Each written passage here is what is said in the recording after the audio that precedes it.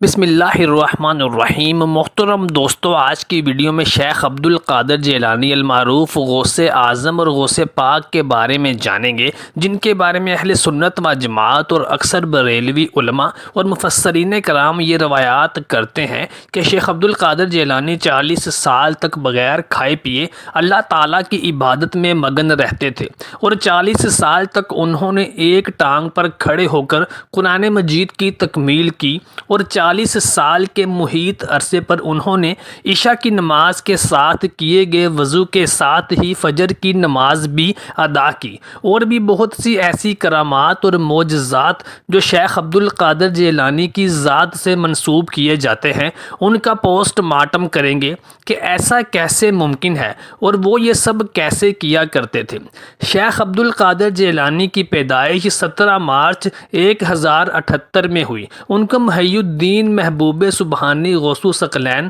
اور غوث الاعظم کے القابات سے بھی جانا جاتا ہے، جو سنی حنبلی طریقہ کے نہایت اہم صوفی شیخ اور سلسلہ قادریہ کے بانی ہیں۔ شیخ عبد القادر جیلانی کے عقیدت مندوں نے اور ان کے مریدین نے ان کے نام پر بے شمار کرامات روایات کی ہیں، جو کہ عام فہم اور انسانی عقل سے باہر ہیں۔ شیخ عبد القادر جیلانی کے بارے میں ایک روایت اور کرامت بیان کی جاتی ہے کہ آپ اپنی زندگی میں روزانہ 1000 نوافل ادا کیا کرتے تھے، اور اس کے علاوہ آپ پوری رات جاگ کر ایک ٹانگ پر کھڑے ہو کر قرآن پاک کی تلاوت کیا کرتے تھے، اور جنگلوں میں جا کر 40 سال کے عرصہ تک چلہ کاٹتے تھے، اور اس دوران کچھ بھی کھاتے تھے نہ پیتے تھے، بلکہ درختوں کے پتوں پر گزارا کیا کرتے تھے۔ محترم ساتھیوں، شیخ عبد القادر جیلانی ان کے عقیدت مندوں اور مریدین کے مطابق نبی کریم صلی اللہ علیہ وآلہ وسلم کی سیرت اسوا پر عمل پیرا تھے،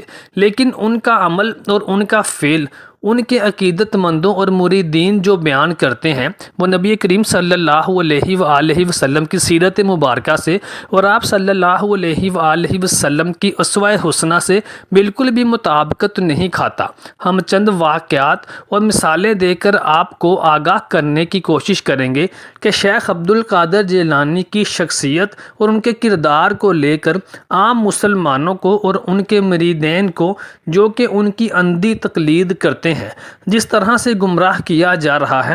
ہم یہ نہیں کہتے کہ شیخ عبد القادر جیلانی رحمۃ اللہ علیہ نے خود اپنے بارے میں یہ باتیں روایت کی ہیں یا لکھوائی ہیں، بلکہ ہم ان لوگوں کی تصحیح کرنے کی کوشش کریں گے جنہوں نے شیخ عبد القادر جیلانی کے نام پر یہ روایات گھڑی ہیں اور جھوٹ ان سے منسوب کیا ہے۔ نبی کریم صلی اللہ علیہ وآلہ وسلم غار حرا میں جب عبادت کرنے کے لیے تشریف لے جایا کرتے تھے، تو نبی کریم صلی اللہ علیہ وآلہ وسلم اپنے ساتھ کچھ کھجور اور ستو بطور غذا لے کر جایا کرتے تھے، تاکہ وقت ضرورت ان کو تناول فرما کر بھوک مٹا لی جائے۔ لیکن یہاں پر حضرت عبد القادر جیلانی کے بارے میں ان کے مریدین اور عقیدت مند یہ دعویٰ کرتے ہوئے دکھائی دیتے ہیں کہ شیخ بغیر کچھ کھائے پیے 40 سال کا عرصہ گزار دیتے تھے۔ پھر یہ نہ صرف انسانی عقل سے باہر کی بات ہے، بلکہ نبی کریم صلی اللہ علیہ وآلہ وسلم کی سنت اور حدیث کے بھی خلاف ہے۔ ایک دفعہ نبی کریم صلی اللہ علیہ وآلہ وسلم کے گھر پر کچھ نو مسلم صحابہ کرام تشریف لائے، جنہوں نے نیا اسلام قبول کیا تھا۔ نبی کریم صلی اللہ علیہ وآلہ وسلم اس وقت گھر پر موجود نہیں تھے، تو انہوں نے ام المومنین حضرت عائشہ صدیقہ رضی اللہ تعالی عنہا سے پوچھا کہ ہمیں اسلام کے بارے میں کچھ بتائیے، اور نبی کریم صلی اللہ علیہ وآلہ وسلم کی عادات و اطوار اور اخلاق کے بارے میں کچھ بتائیے۔ تو سیدہ عائشہ صدیقہ رضی اللہ تعالی عنہا نے ان کو نبی صلی اللہ علیہ وآلہ وسلم کی شب بیداری اور روزہ رکھنے کے بارے میں بتایا